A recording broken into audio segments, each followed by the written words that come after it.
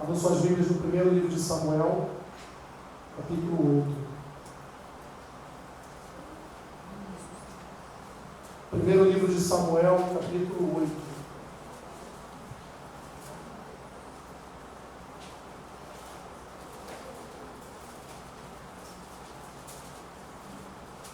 Precisamos entender, meus irmãos, como igreja, quem é que reina sobre nós. Precisamos entender como igreja sob a autoridade de quem nós estamos, de quem nós somos, a quem pertencemos. Precisamos entender como igreja que o Senhor Jesus reina sobre nós, meus irmãos. Independente da situação, é Ele que reina.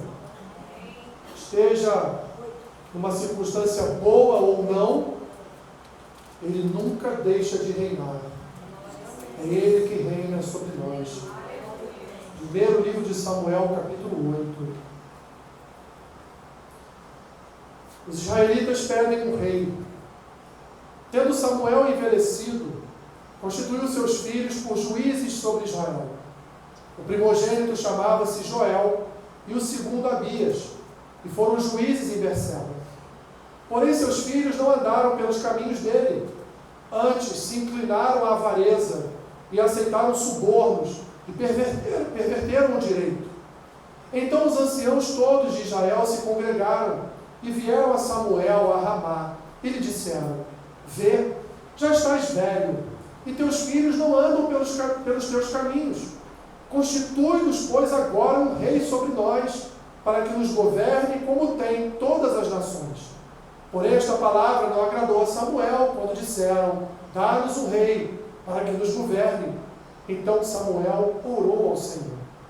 Disse o Senhor a Samuel: Atende a voz do povo em tudo quanto te diz, pois não te rejeitou a ti, mas a mim, para eu não reinar sobre ele.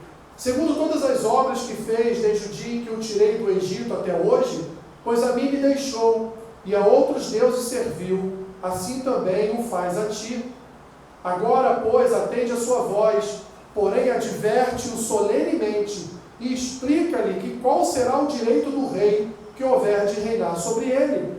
Referiu Samuel todas as palavras do Senhor ao povo que lhe pediam um rei, e disse: Este será o direito do rei que houver de reinar sobre vós. Ele tomará os vossos filhos e os empregará no serviço dos seus carros e como seus cavaleiros, para que corram adiante deles, e os porá uns por capitães de 1000 e por capitães de 50, outros para lavrarem os seus campos e ceifarem as suas messes, e outros para fabricarem suas armas de guerra e o aparelhamento de seus carros. Tomará as vossas filhas para perfumistas, cozinheiras e padeiras. Tomará o melhor das vossas lavouras e das vossas vinhas e dos vossos olivais e o dará aos seus servidores. As vossas sementeiras e as vossas vinhas dizimará, para dar aos seus oficiais e aos seus servidores. Também tomará os vossos servos e as vossas servas, e os vossos melhores jovens, e os vossos jumentos, e os empregará no seu trabalho. Dizimará o vosso rebanho, e vós lhe sereis por servos. Então, naquele dia, clamareis por causa do vosso rei que houverdes escolhido, mas o Senhor não vos ouvirá naquele dia. Porém o povo não atendeu a voz de Samuel e disse: Não, mas teremos um rei sobre nós, para que sejamos também como todas as nações. O nosso rei poderá governar-nos, sair adiante de nós e fazer as nossas guerras. Ouvindo, pois, Samuel todas as palavras do povo, as repetiu perante o Senhor. Então o Senhor disse a Samuel: Atende a sua voz e estabelece-lhe um rei. Samuel disse aos filhos de Israel: Volte cada um para a sua cidade. Obrigado, Senhor, por essa porção da Tua palavra. Fala nesta manhã o nosso coração, já projetando uma palavra para 2024. O que nós pedimos e oramos assim em nome de Jesus. Amém. Podem sentar, meus irmãos.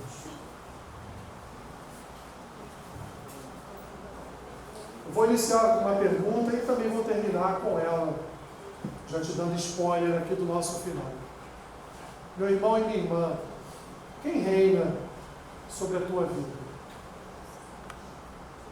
Quem tem reinado sobre a tua vida?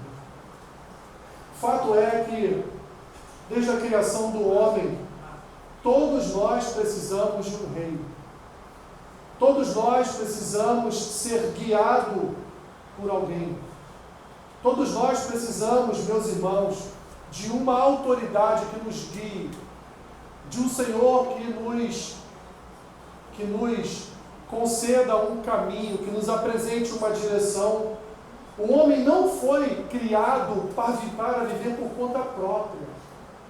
O homem não foi criado para se autoguiar.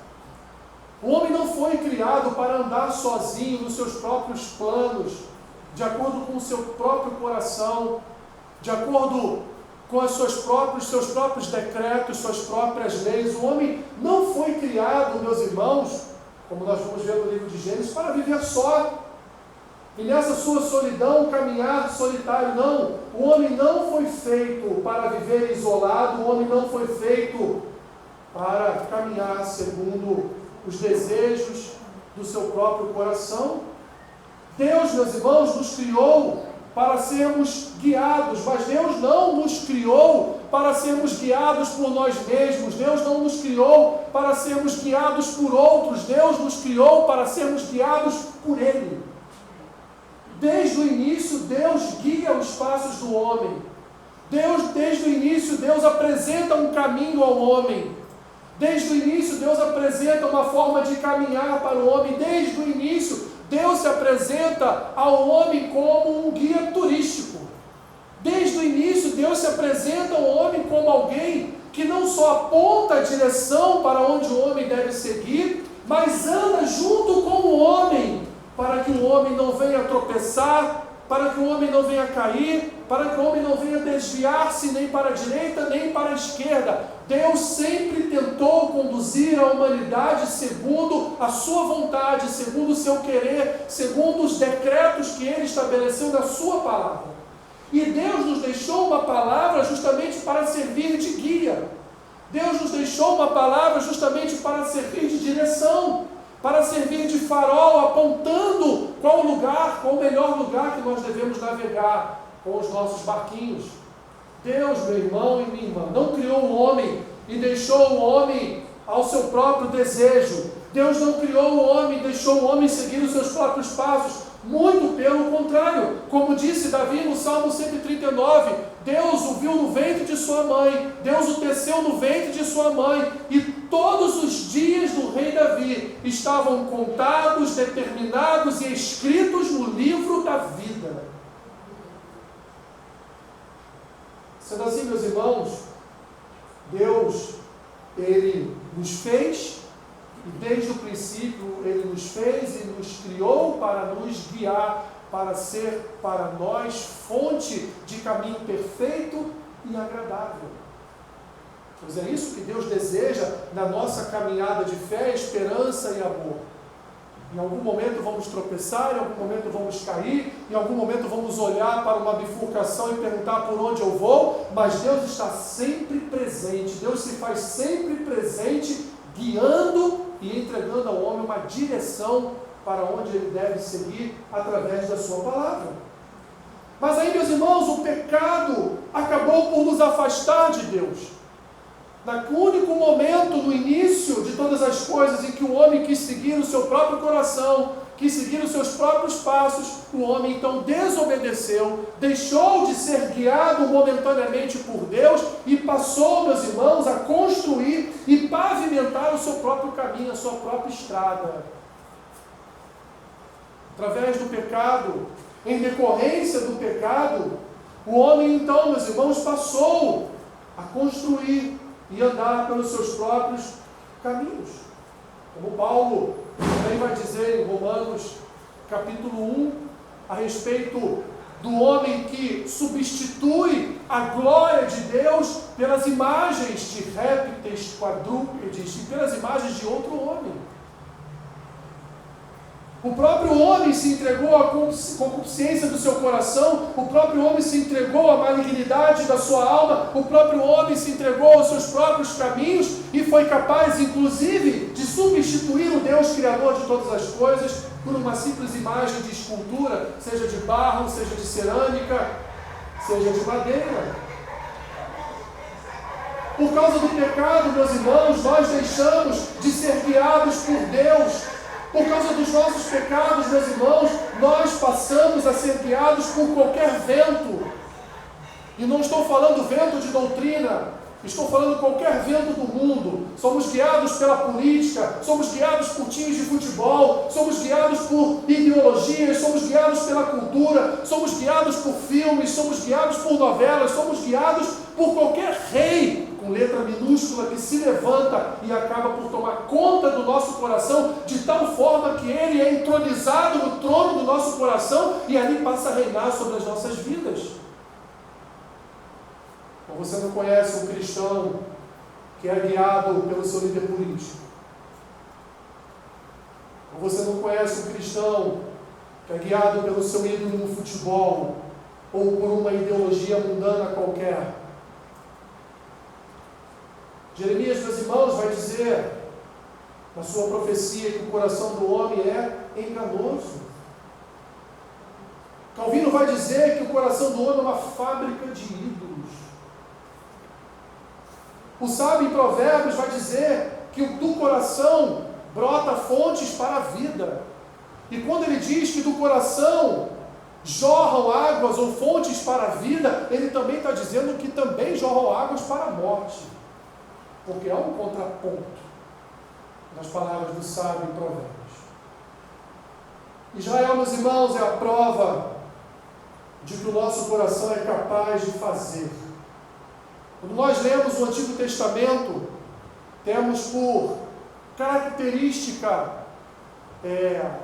do magistrado que habita em nós, julgarmos a Israel, né? Olhamos para Israel e dizemos, nossa, mas esse povo que Deus fez tanto, que Deus realizou tantas maravilhas, tantos milagres, que Deus operou tantas coisas, como pode esse povo idolatrar? Como pode esse povo substituir a glória de Deus pela glória de Baalaíns, de Astarotes, de Moloque?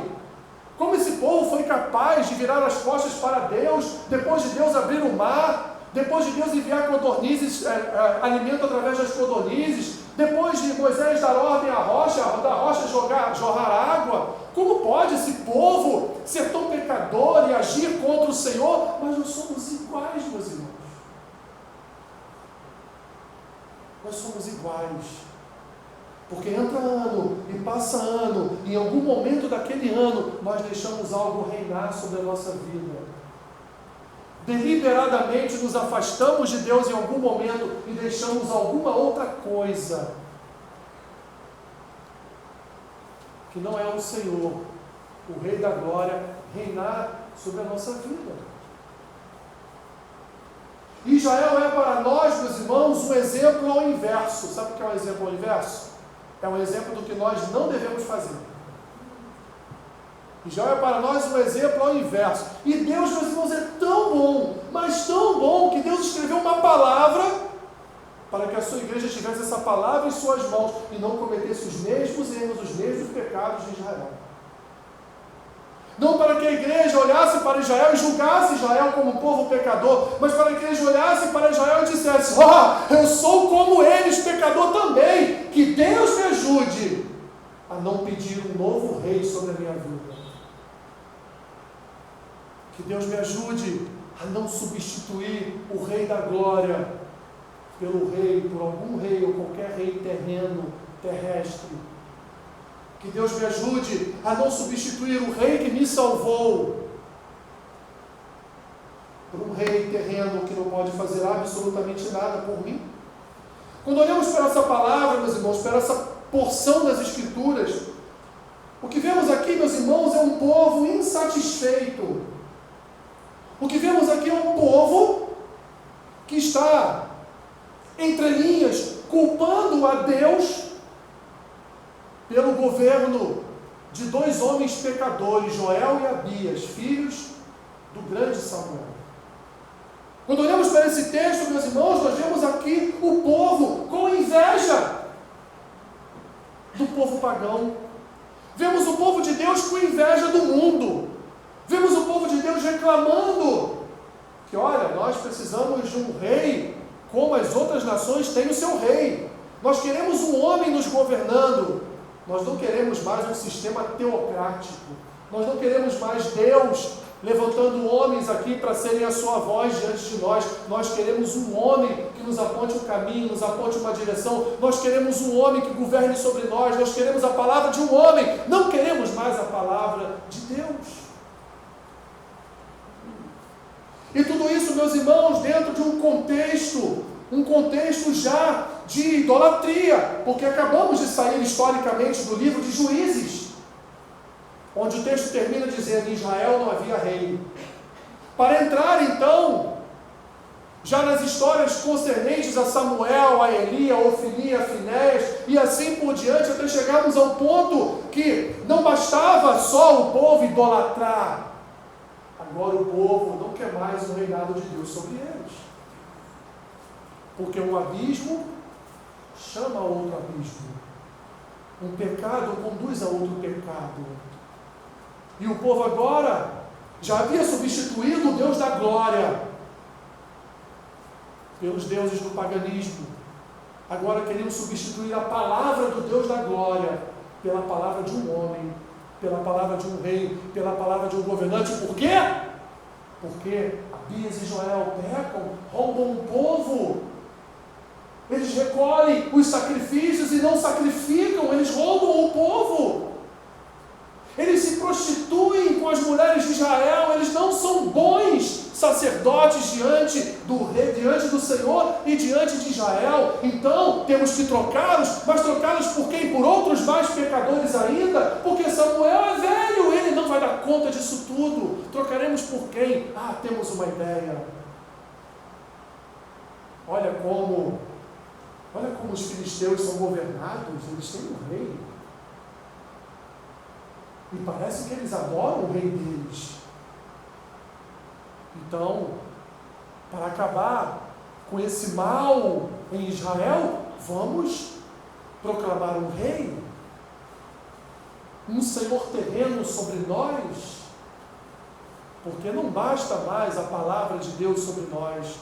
Nós queremos algo palpável, visível, que a gente possa tocar, que a gente possa adorar e ver, que a gente possa ir nas batalhas e Ele estar ali presente na frente conosco. Pois eles dizem aqui: queremos alguém que guerreie as nossas guerras. Como se Deus não guerreasse as guerras de Israel. O contexto histórico, meus irmãos, era esse. Um povo insatisfeito e um povo que estava ali querendo ser parte de uma cultura de reinados idêntica à de outros povos. Israel, portanto, é para nós um modelo, um exemplo invertido. E Israel nos ensina, meus irmãos, o que não devemos fazer. Eu quero aqui transmitir aos irmãos 3 coisas. Parecemos até presbiterianos, né? Todo culto são 3 coisas aqui. Os presbiterianos gostam de pregar 5 pontos. Mas eu quero transmitir aos irmãos 3 coisas que Israel fez e nós não devemos fazer, meus irmãos, com a nossa vida pessoal. Em primeiro lugar, nunca se afaste ou culpe Deus por causa de pessoas. Nunca se afaste do Senhor ou culpe a Deus por causa de outra, por causa de pessoas.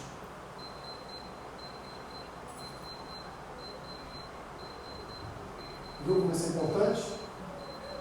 Até o relógio disparou.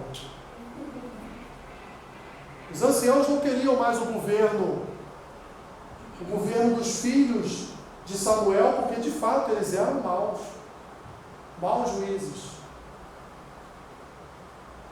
Faziam vezes de péssimos sacerdotes também, roubavam o povo, adulteravam, eram homens infiéis ao Senhor, eram homens maus, e que, pese serem filhos de Samuel, eram homens que em nada se pareciam com Samuel, como os próprios anciãos vão dizer aqui, os teus filhos não se parecem contigo, eles não têm nada a ver com você, Samuel. Por isso que nós não queremos mais eles. Por isso que nós não queremos mais homem nenhum reinando sobre nós. Não queremos mais esses homens maus reinando sobre nós. Nós queremos um homem que venha governar sobre nós. Quantos, meus irmãos, quantos? E uma das coisas que mais acontece são pessoas se afastando da igreja por causa de outras pessoas. Não, você nunca viu isso, né? Você nunca presenciou um fato como esse, né? Pessoas que se aborrecem com irmãos, ou pessoas que não concordam com alguma coisa na igreja e simplesmente se afastam do corpo, se afastam da igreja e, por consequência, se afastam da presença de Deus. Por causa de pessoas. Eu tive um professor de CETEB que ele dizia assim: a igreja era perfeita até o dia que eu cheguei nela. A igreja era perfeita até o dia que eu me tornei membro de uma igreja e ela passou a ser imperfeita. Porque todos nós somos imperfeitos. Todos nós temos defeitos. Todos nós temos qualidades. Todos nós temos virtudes. Todos nós temos pecados. Imagina se eu tivesse o poder de ler a mente de cada pessoa. Meu Deus. Imagina se vocês tivessem esse poder de ler a mente de pessoas, de saber o que pessoas estão pensando, não importa quem seja. Não podemos fazer o que Israel fez. Nos livrar da presença de Deus, meus irmãos, por causa de pessoas. Toda a igreja tem problema. Toda a igreja tem joio e tem trigo. Toda a igreja tem pessoas bem intencionadas. Tem pessoas que não têm intenção nenhuma. E tem pessoas mal intencionadas. Porque isso tudo faz parte da natureza do homem. Mas o crente de verdade, ele não vai se afastar da sua igreja, porque naquele dia talvez o obreiro não tenha lhe liberado um sorriso na hora que ele recebeu um aperto de mão na entrada da igreja. Porque naquele dia talvez o louvor não tenha agradado o seu coração, como se o louvor fosse para agradar o nosso coração. Porque talvez naquele dia o pastor tenha sido duro demais na sua palavra.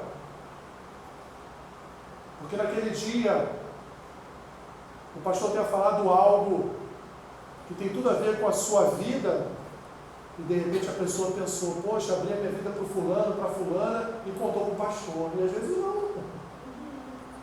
Às vezes Deus está falando com aquela pessoa. Ou me aborreci com aquele meu parente que vai comigo sempre na igreja, me aborreci com ele no contexto familiar, então não vou mais na igreja, por causa de fulano, de beltrano. Em segundo lugar, meus irmãos, insatisfação. A insatisfação, ela é um ídolo. A insatisfação é um ídolo que domina o coração da pessoa de tal forma que a pessoa está sempre insatisfeita. Você conhece alguém insatisfeito? Não conhece? Que milagre! Eu conheço algumas. Nunca estão satisfeitas com nada. Recebe aumento, mas está insatisfeito ainda. Ganha uma vantagem pessoal, mas ainda não foi bom o suficiente.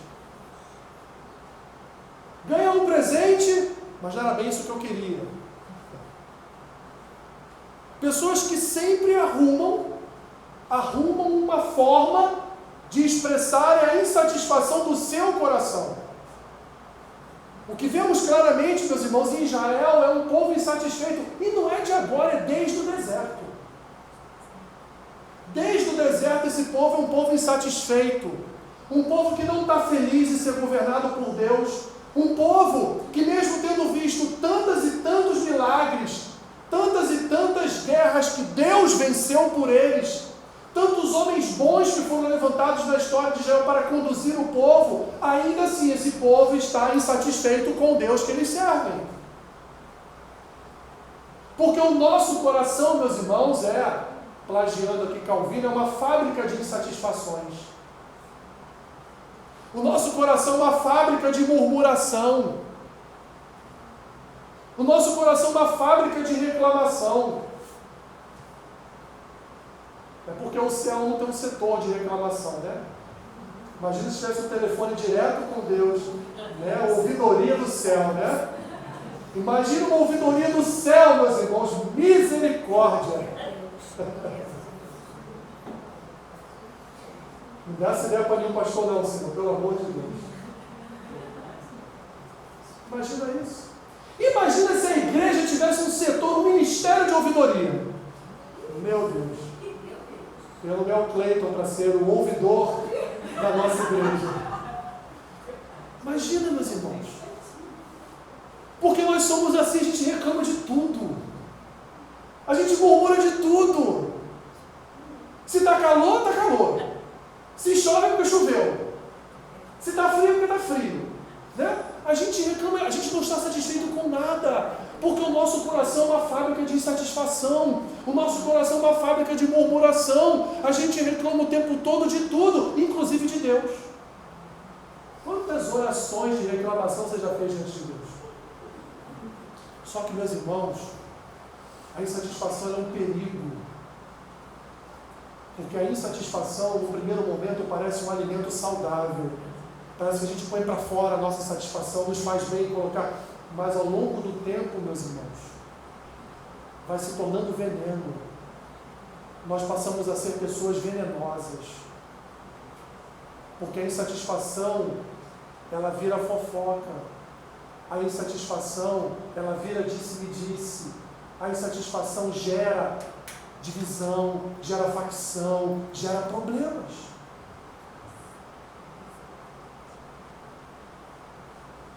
A insatisfação gera divisão no corpo.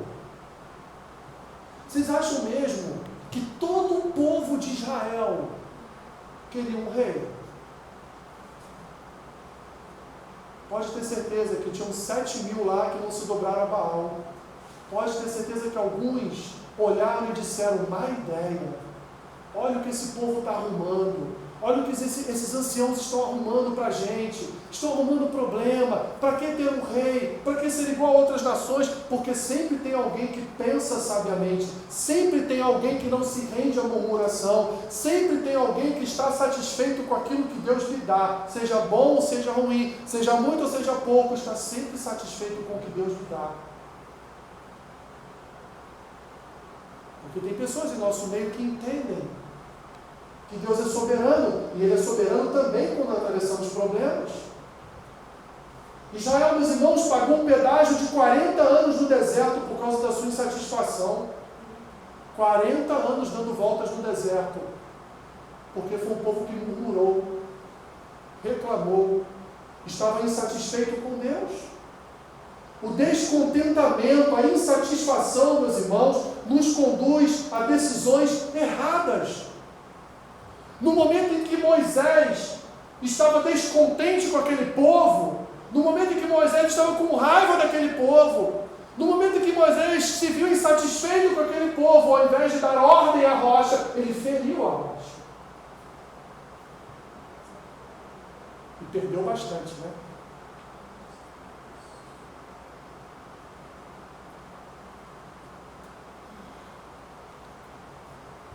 As Escrituras nos ensinam, meus irmãos, a darmos graças por tudo. Dai graças a todas as coisas. Imagina se Paulo fosse reclamar de alguma coisa, né? A única reclamação dele, Deus falou assim, minha graça te basta. Tá bom, Senhor, obrigado. Parei por aqui, não vou te pedir mais para tirar o espinho da minha carne. E esse sim é um exemplo para nós. De um homem que vai narrar em Filipenses todas as coisas que ele passou e vai terminar dizendo: tudo posso naquele que me fortalece. Eu posso tomar chibatada, eu posso sofrer naufrágio, eu posso ter fome, eu posso ter sede, eu posso apanhar, tenho até que me fingir de morto, porque senão vão me matar de verdade, mas tudo posso naquele que me fortalece. Posso até ser picado por uma víbora aqui no meu calcanhar, que nada vai me acontecer. Ou se me acontecer, está tudo certo. Porque tudo posso no meu Deus que me fortalece. Ele me fortalece para os momentos bons, me fortalece para os momentos ruins. Eu vou reclamar de quê? Se a minha vida está em suas mãos, se minha vida lhe pertence, porque Ele é o rei, eu sou o seu súdito. Aquilo que Ele quiser fazer comigo, Ele vai fazer, querendo eu ou não. O que adianta reclamar? O que adianta murmurar? Você paga a conta de luz todo mês? Mas se você não pagar, adianta reclamar? A conta de luz cara? Tem que pagar, meu filho. Se você não pagar, vai lá, vai cortar e tu vai ficar assim. Não pode reclamar, chorar, murmurar, fazer o que você quiser. Pode até bater no rapaz do caminhão da Light. Mas ele vai cortar a sua luz. Não tem jeito.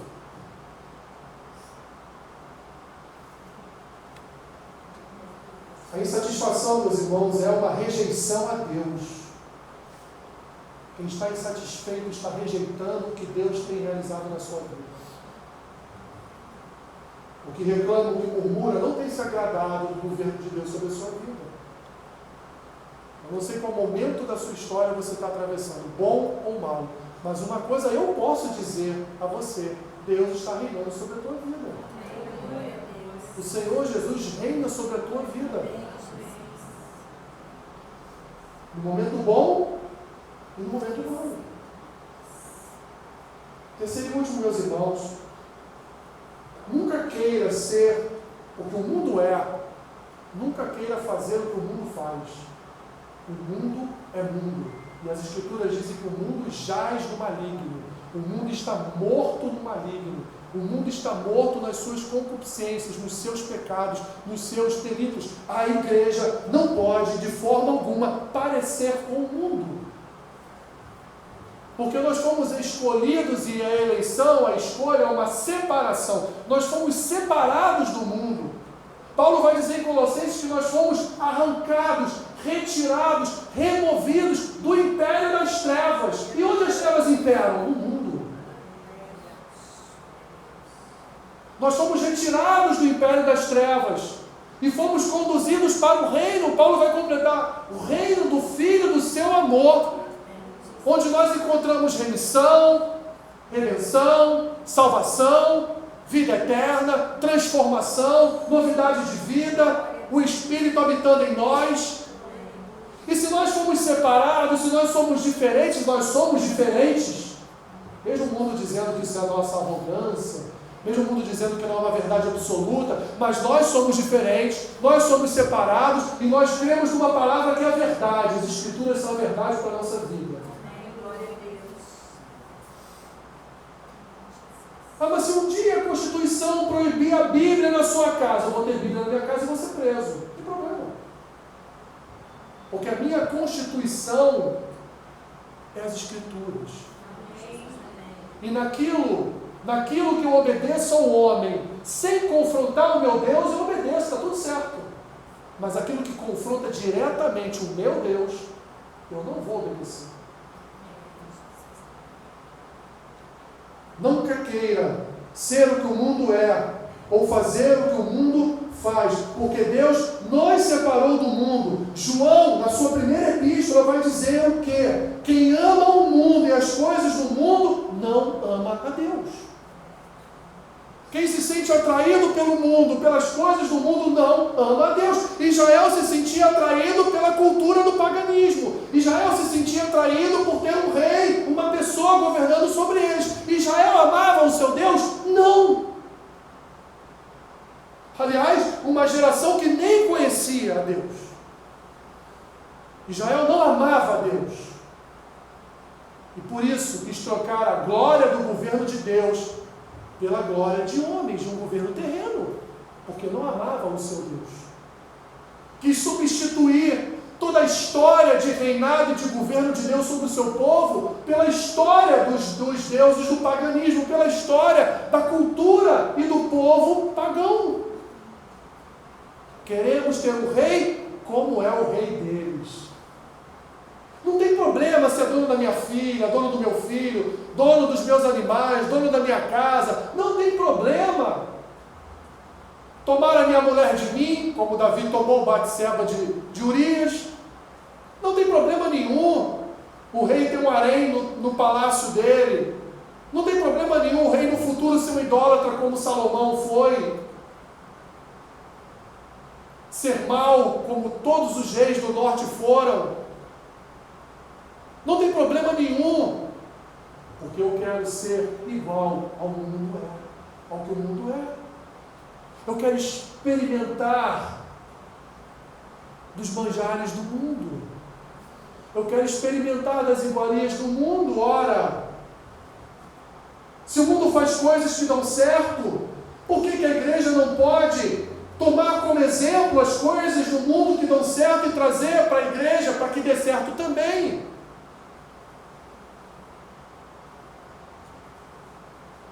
A igreja não pode se parecer com o mundo, meus irmãos. Porque o mundo não é modelo para a igreja é modelo para o mundo. O mundo não é luz para a igreja que é luz para o mundo. Israel, então, queria ser como as nações, e sabe aonde isso conduziu Israel? Ao cativeiro. Substituíram a glória de Deus pela glória do mundo. Meus irmãos, o cristão é uma cópia de Jesus. O cristão verdadeiro está liberto das amarras do mundo. O cristão verdadeiro não se vê atraído por nada deste mundo, absolutamente nada.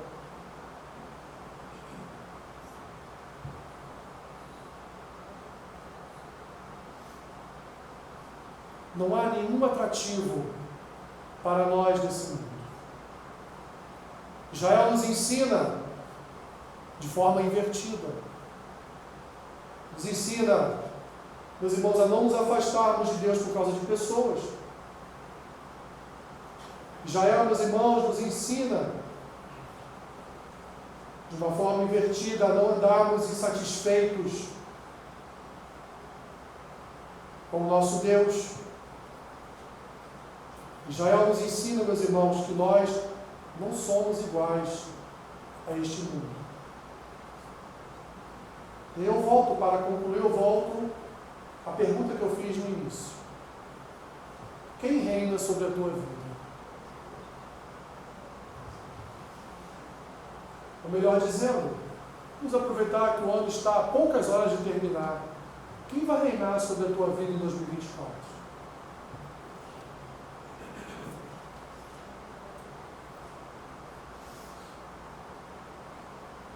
Algum problema surgido na igreja e que te desanimou? A sua insatisfação? Coisas interessantes, entre aspas, do mundo que você gostaria que a sua igreja talvez trouxesse para ver se dá certo? Quem vai reinar sobre a tua vida, meu irmão, minha irmã, em 2024? A tua família? O teu marido vai ocupar o trono do teu coração? O teu filho? A tua esposa? O teu irmão, a tua irmã? O teu tio, a tua tia? O teu avô, a tua avó? Quem vai reinar sobre a tua vida, meu irmão e minha irmã, em 2024? A política? A idolatria ao seu candidato? Que ano que vem é política. Vem aí eleições municipais. Quem vai reinar? O teu candidato a prefeito? O vereador da sua área? Quem vai reinar sobre a tua vida em 2024, meu irmão e minha irmã? O teu trabalho? O teu trabalho vai conduzir a tua vida? O teu trabalho vai escrever a tua história? É o teu trabalho que vai conduzir a tua vida?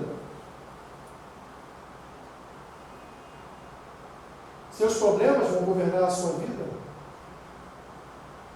As tribulações, as enfermidades, algo desagradável que você possa vir a passar em 2024, é o que vai tomar conta do seu coração, é o que vai se assentar no trono do teu coração, é o que vai ocupar toda a sua mente, todo o seu ser, de forma a te conduzir, de forma a fazer com que você se esqueça das dádivas do verdadeiro rei. Meus irmãos, Jesus nos ensinou. Ele nos ensinou a observar, em primeiro lugar, o seu reino e a sua justiça. O que Jesus está dizendo ali em Mateus, ainda no contexto do seu sermão do monte, é: quem reina sou eu. Não é o que você vai vestir, não é o que você vai comer, não é a enfermidade, não é o problema familiar, não é o seu marido, não é a sua esposa, não é o seu filho. Quem reina sobre a tua vida sou eu. Por isso ele diz, em primeiro lugar, não é em segundo, não é em terceiro, em primeiro lugar, o reino de Deus e a sua justiça. Em primeiro lugar, a nossa vida com Deus. Em primeiro lugar, Cristo reinando sobre nós. Em primeiro lugar, o meu relacionamento com o meu Senhor. Em primeiro lugar, a minha intimidade com o meu Deus. Em primeiro lugar, a minha confiança no meu Salvador. Em primeiro lugar, a minha fé exercitada no meu Deus. Em primeiro lugar, crer que o meu Senhor é fiel. E que Ele reina nos momentos bons, mas Ele reina também nos momentos ruins, nos momentos de tribulação, nos momentos de sofrimento, nos momentos de dor. Ele também está reinando, porque Ele não é o rei dos momentos bons, mas Ele é o rei da crise também. Ele é o rei que reina nos momentos de crise. Meu irmão, em primeiro lugar, o seu reino e a sua justiça, e todas as demais coisas vos serão acrescentadas. Poderia aqui fazer, meus irmãos, o que muitos vão fazer hoje. Dizer a você que o ano de 2024 vai ser um ano muito melhor do que 2023, que Deus vai operar maravilha, vai fazer milagre. Eu poderia dar uma lista, fazer uma lista aqui. Mas eu estaria falando por mim. Não seria do Espírito. Porque vejam só, Deus não falou nada comigo sobre 2024. Eu faço o quê? Eu crio da minha mente como vai ser sobre 2024? Não. Mas Deus também não precisa me falar algo para 2024. Porque eu sei como vai ser 2024. Como foi 2023, 22, 20 na pandemia, 19, e assim por diante, até retornando até 74, quando eu nasci. O Senhor vai reinar sobre as nossas vidas. Aleluia. Isso é o que importa. Em 2024, o Senhor continuará reinando sobre as nossas vidas. Ele continuará realizando seus atos de misericórdia sobre a nossa vida. Eu não vou falar da minha boca, mas eu vou dizer o que a Bíblia fala, o que a Bíblia garante. Se Cristo reinar em minha vida, eu serei o mais feliz dos homens. Se Cristo reinar sobre a tua vida, ainda que você esteja passando por tribulações, você será o mais feliz dos homens, a mais feliz das mulheres, porque Cristo reinará. Ele reina sobre a sua igreja. Meu irmão e minha irmã, a mensagem que o seu pastor tem para você hoje, no último dia do ano, é: em 2024, Cristo vai continuar reinando sobre a sua vida. Ele continuará realizando seus atos de bondade sobre a sua vida. Ele continuará atuando misericordiosamente sobre as nossas vidas, porque a sua palavra nos ensina que a cada manhã as suas misericórdias se renovam. Ele continuará a nos abençoar, porque a sua palavra é uma palavra de promessas, e Ele promete ao seu povo as suas bênçãos. Ele promete ao seu povo lá em Deuteronômio 27, 28, se me obedeceres, andares no meu caminho, né? Se fores fiéis à minha palavra, eu farei o quê? Eu vos abençoarei. Vocês comerão o melhor dessa terra. E comer o melhor dessa terra não é ser rico. Comer o melhor dessa terra é viver bem com Deus aqui na terra, sendo sustentado por Deus. Então, meus irmãos, a minha palavra para vocês no ano de 2024 é: o Senhor Jesus continua reinando. Ele é o nosso rei. Não substitua o seu rei por causa de ninguém, nem por causa de você mesmo na insatisfação do seu coração, e muito menos por causa do mundo. Mas Jesus governa a sua igreja. Ele é o cabeça da sua igreja e Ele reina sobre a sua igreja. Senhor, obrigado por Tua palavra, que durante todo esse ano foi motivo de alimento e de alegria para os nossos corações. Obrigado pelo Teu reinado sobre nós. Obrigado pelo derramar das Tuas dádivas sobre as nossas vidas. Obrigado, Senhor, porque temos visto com os nossos próprios olhos a Tua fidelidade sendo derramada sobre nós. As Tuas misericórdias, Senhor, nos alcançando de tal forma que nos sustentam a cada dia. Mesmo nos dias maus, Senhor, nós acordamos, Senhor, e sabemos que o Senhor há de nos sustentar. Obrigado, Senhor, porque nem mesmo sabemos quantas vezes o Senhor nos livrou de todo o mal esse ano. Mas sabemos que o Senhor nos guardou. Sabemos que o Senhor, Pai, nos guiou. Sabemos que o Senhor, ó Deus, com os Teus atos de fidelidade, nos protegeu de todo o mal. Obrigado, Senhor, por ser o nosso escudo. Obrigado por ser o nosso castelo forte. Obrigado, Senhor, porque Tu nunca desces da torre de vigia. Porque o Senhor não é homem para dormir durante a noite de vigília. O Senhor está sempre vigilando. E o melhor, a Tua palavra diz que o Senhor nos abençoa até quando dormimos. Obrigado, Senhor. Pedimos a Ti, ó Deus. Pedimos a Ti. Que o Senhor continue a reinar sobre nós no ano que se aproxima. Que o Senhor continue a ministrar sobre nós a Tua palavra. Que o Senhor continue a ministrar sobre nós a unção do Teu Espírito. Que o Senhor continue a ministrar sobre nós o renovar da Tua presença em nós, Senhor. Nos aperfeiçoando, nos moldando a imagem e semelhança do Teu Filho, ó Deus.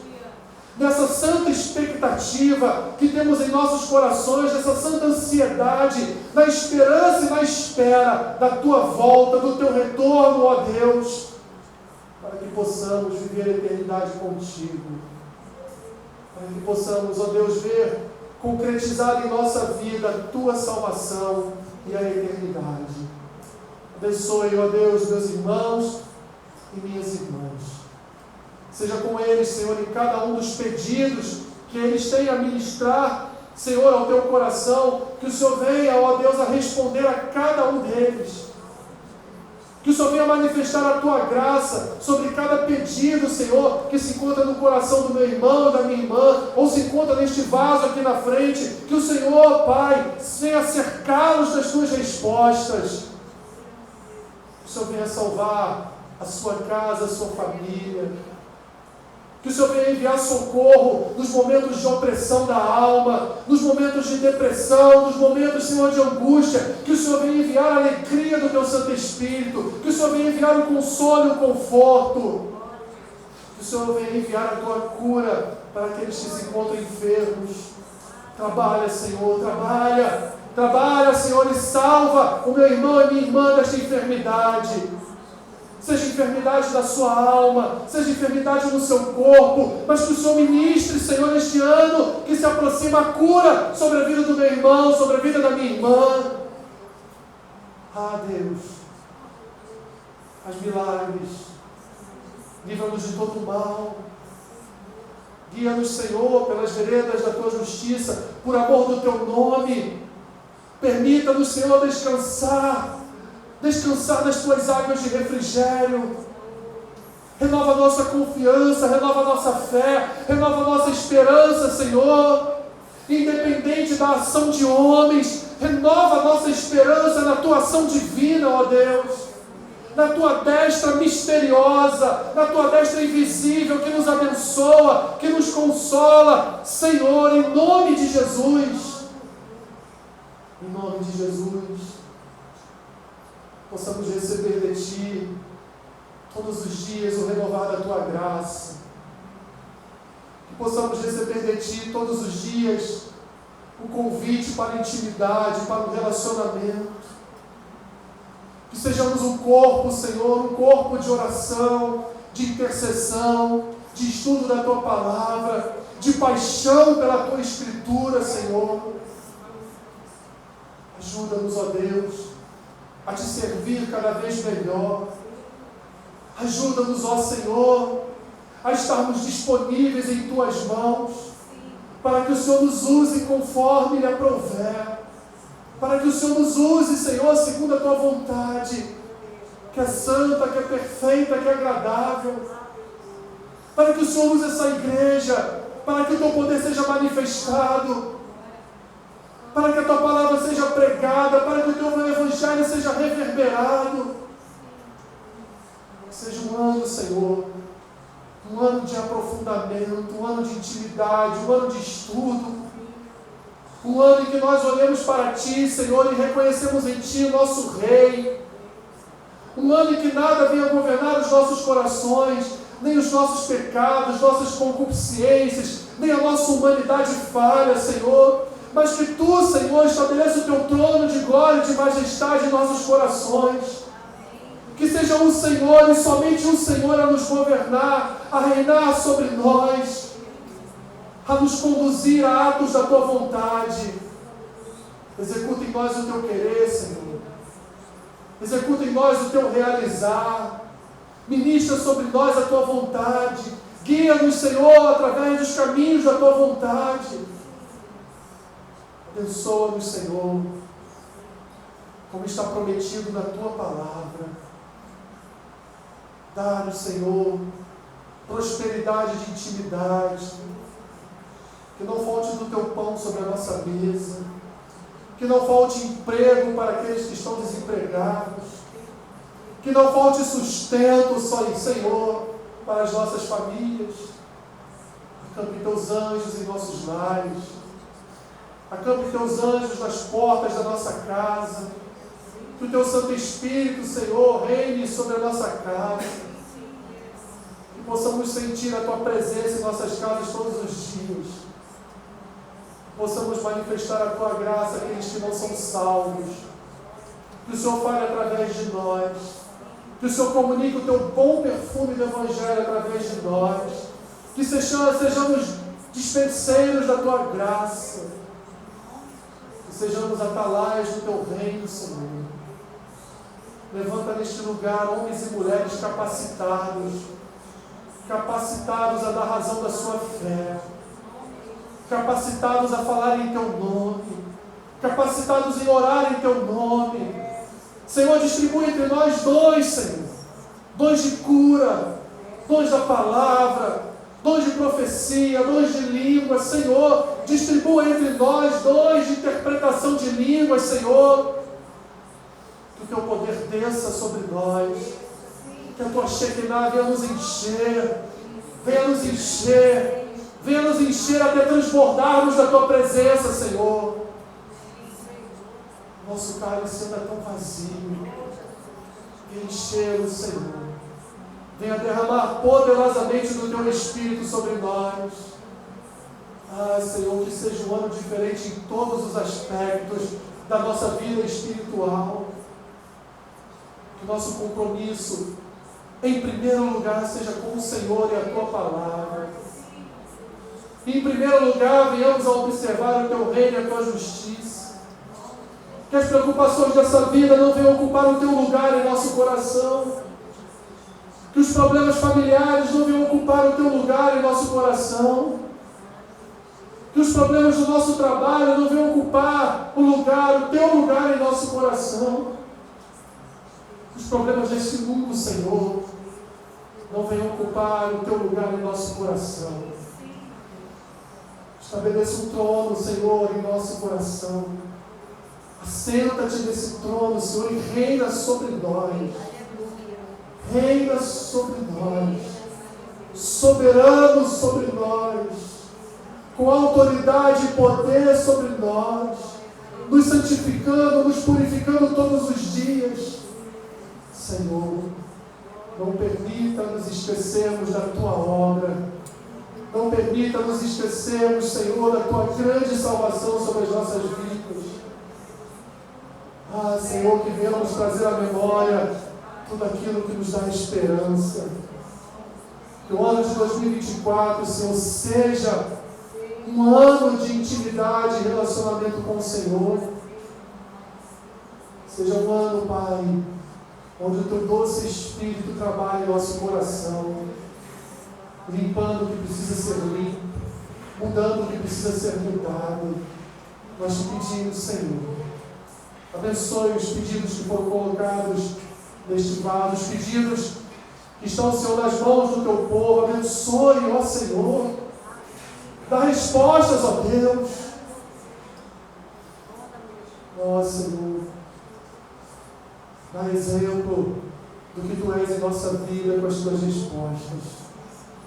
Nós veremos a Tua glória, veremos a Tua majestade, veremos o Teu poder agindo entre nós, Senhor. Nós cremos que veremos o derramar das Tuas dádivas neste lugar. Veremos, Senhor, familiares que serão encontrados pela Tua graça, entrando por essas portas, louvando e adorando o Teu nome. Nós veremos famílias salvas. Nós veremos o Teu mover, Pai. Nós veremos com os nossos próprios olhos, porque a Tua palavra nos promete, nos diz que Jesus vem para salvar o Seu povo dos seus pecados. E nós e nossa casa serviremos ao Senhor. Obrigado, Senhor. Obrigado por esse ano que passou. Obrigado até mesmo por coisas que nos desagradaram. Obrigado até mesmo por coisas que não foram boas para nós, porque nas dificuldades, nas tribulações, nós crescemos na Tua presença. Obrigado por nos ensinar, obrigado por nos conduzir. Obrigado, Senhor, pela Tua manifestação de graça em nossas vidas. Obrigado pelo Teu cuidado. Obrigado pelas respostas às nossas orações. Obrigado por todo o mover com que o Senhor se moveu sobre as nossas vidas. Obrigado por essa igreja. Obrigado por esse povo reunido. Obrigado por aqueles que não puderam estar conosco nesta manhã, pois estão viajando, descansando neste final de ano. Senhor, obrigado pela membresia desta igreja. Obrigado por tudo que o Senhor nos permitiu fazer neste ano. E que o Senhor venha nos permitir fazer mais e mais no próximo ano, para que o Teu nome seja glorificado, para que o Teu nome seja exaltado, para que a Tua palavra seja pregada, para que a Tua palavra seja manifestada entre nós, Senhor. Nós te pedimos, ó Deus, nós colocamos todos esses pedidos em Tuas mãos para o próximo ano, que daqui a algumas horas há de se iniciar, crendo que no final do próximo ano estaremos aqui de volta agradecidos por Tuas respostas às nossas orações. Agradecidos também pelas Tuas não respostas às nossas orações. Porque o Senhor é dono das nossas vidas. Porque nós somos Teus servos. Nós dependemos de Ti. E Tu reinas sobre nós. Tu és o nosso Rei, Senhor. E Tu reinarás sobre nós em 2024. Esse é o desejo do nosso coração. Esses são os nossos pedidos a Ti.